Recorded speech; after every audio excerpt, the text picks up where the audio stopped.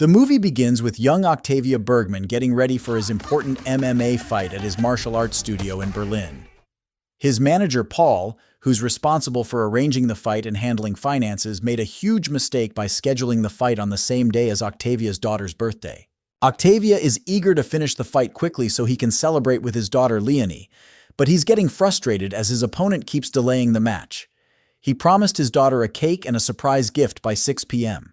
He shows a photo of the cat he plans to give Leonie to his friend and trainer Cosima.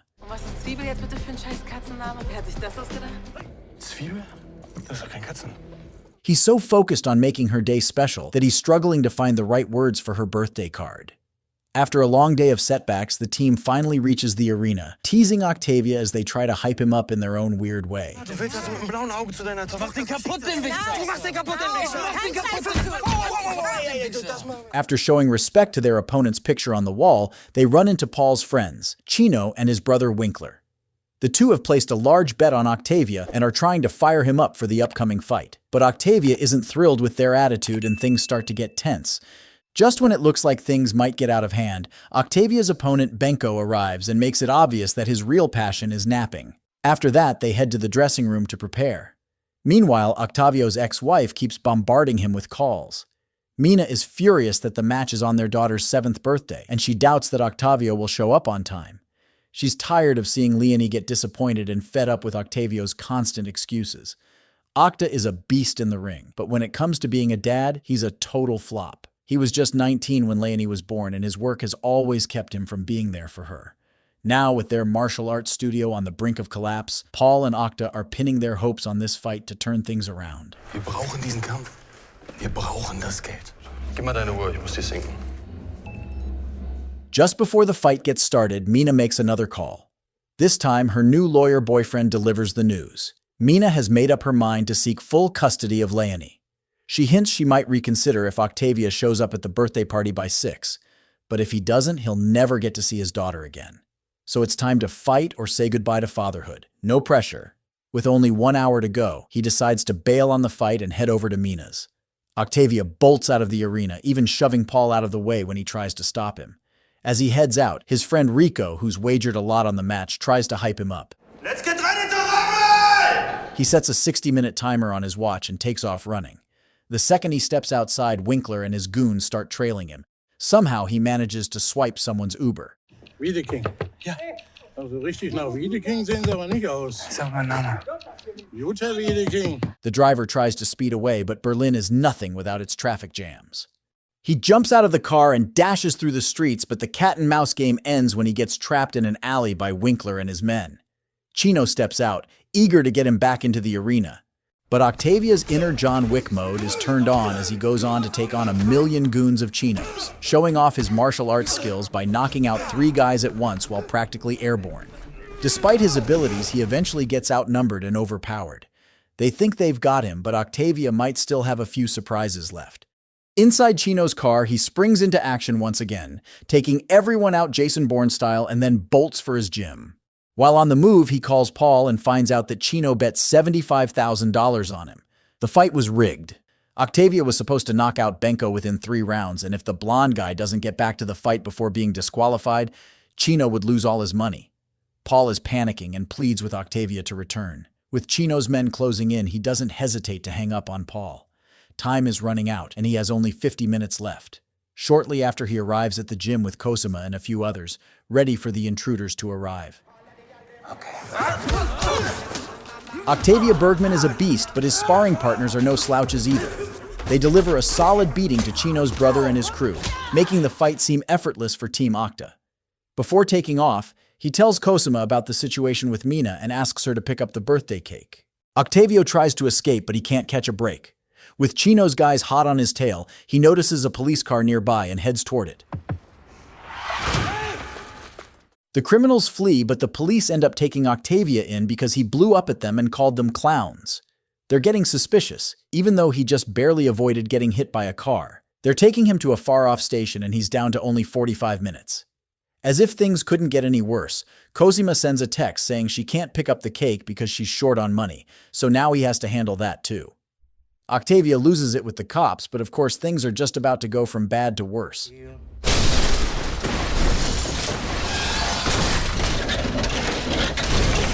Chino and his men don't take no for an answer. Winkler tries to manhandle Octavia and drag him to their truck, but it's ridiculous how easily the latter, despite his injuries, disarms that mustache-wearing troll. Octavia takes off again, running faster than Forrest Gump, but instead of fleeing from loneliness, he's on a desperate mission for a birthday cake. Soon after, Octa joins Cosima at the pastry shop, and she is curious why a squad of thugs is following him. Kampfgericht. Winkler, it seems, has a knack for timing and shows up right as they're about to leave. Octavio's had enough of this back and forth and asks Chino's brother to let them go. Pissed off at Winkler and Chino, fed up with Paul and his annoying ex-wife, ticked off that Benko didn't bother to show up on time for their match, and angry at himself for being in such a mess, he finally snaps.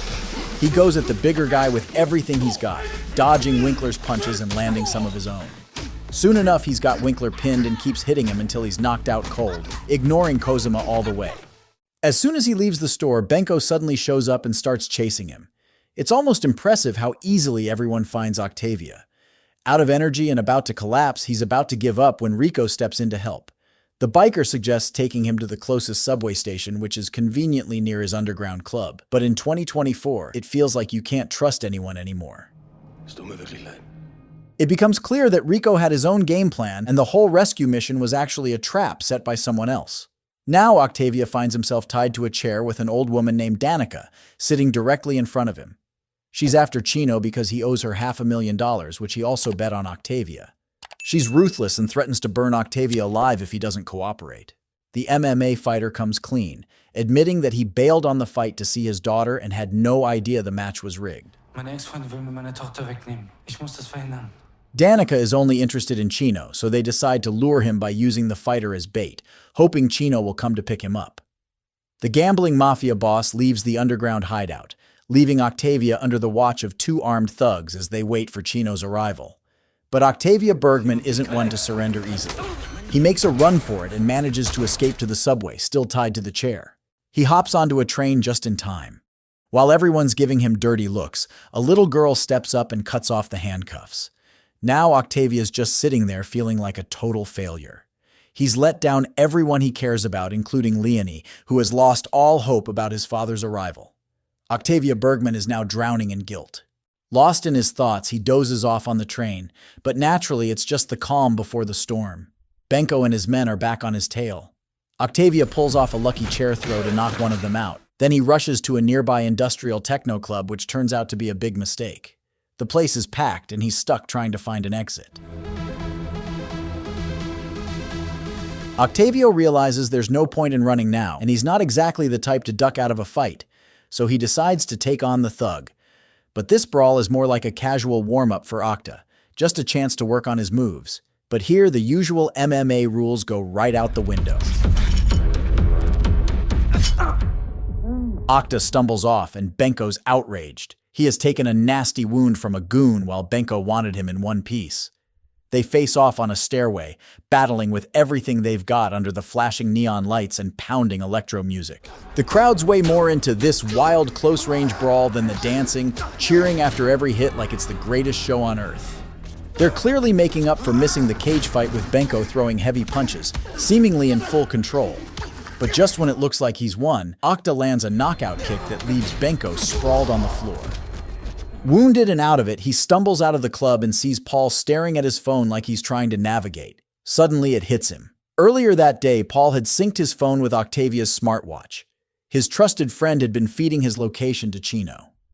Paul tries to explain himself, saying he was also in a tough spot and did what he had to do to protect himself. But Octavio is done listening to him. Having less than 20 minutes left on the clock, he heads straight for his parents' house nearby. He's in desperate need of medical aid and painkillers, but he insists on skipping the doctor.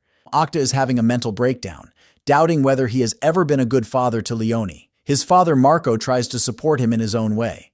Octavio's relationship with his dad was rocky, and Marco was never on board with Octavio's MMA career. Marco decides it's time for a reality check, telling Octa that he's avoiding his responsibilities as a father out of fear of being a bad role model for Leonie. Wenn du willst, dass Leonie es besser hat, dann musst du vielleicht versuchen, mit ihr es anders zu machen, als wie du es erlebt hast.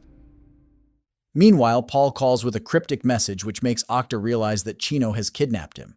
Du hast mich doch nach einem Katzennamen gefragt. Ich hatte mal eine Freundin, die hatte eine Katze, weißt du, wie die hieß? Zwiebel.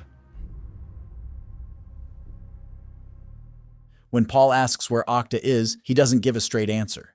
Realizing it's time to confront the situation head-on, Octa decides to stop running and face it. With only 10 minutes left, he heads straight to the animal shelter. He's got zero patience for the animal keeper's attitude, so he kicks the door open and demands the kitten he planned to give Leonie. Meanwhile, he calls Paul and tells him he is at the animal shelter, fully expecting Chino to come after him. Sure enough, a few moments later, Chino shows up with his crew and also has Paul in tow. Chino couldn't be more pissed off. But things take a wild turn when Danica's men arrive, followed shortly by the police SWAT team. The whole place erupts into chaos with bullets flying everywhere. It turns out Octa had called both parties in advance, leading to this explosive confrontation. Paul and Octavio make a desperate dash for a silo, but Chino is right behind them. He has completely lost it and shoots Paul twice. Now he turns his gun on Octavio, ready to finish the job. Cosima has trailed Paul to the scene, patiently waiting for the perfect moment to make her move. During the fight, Chino appears nearly unstoppable, taking all the kicks and punches and still standing. Octavio nearly gains the upper hand, but Chino stabs him with a metal rod and knocks Cosima out, sending her tumbling into a deep pit. Though time is running out for Octavio, they keep exchanging blows.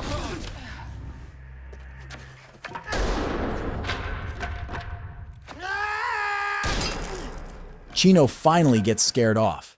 As the dust settles outside, the police take control of the situation.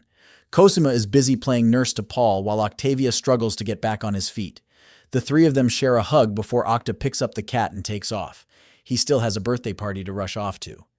Even though it's past 6 p.m., he feels he owes it to Leonie. He heads to Mina's place, only to run into Chino again like he's some kind of undead spirit. As he approaches the broad-jawed blonde, Chino suddenly collapses and loses consciousness. Not that Octavio cares. We see Octa totally wiped out and barely hanging on, still pushing toward Leonie. Just as he's about to reach the driveway, his body gives out. He collapses on the road with the kitty slipping away from his grip. He hears Leonie's voice just as he's about to give up. She comes running to him and hugs him tightly. In that moment, Octavio no longer feels any pain. He's at peace, holding his daughter in his arms. Meanwhile, Mina spots the kitten and figures out it must have been Octavio who got it for Leonie. Despite their separation, seeing Octavio with their daughter makes her reconsider. She knows she can't take away the one thing that truly matters to him.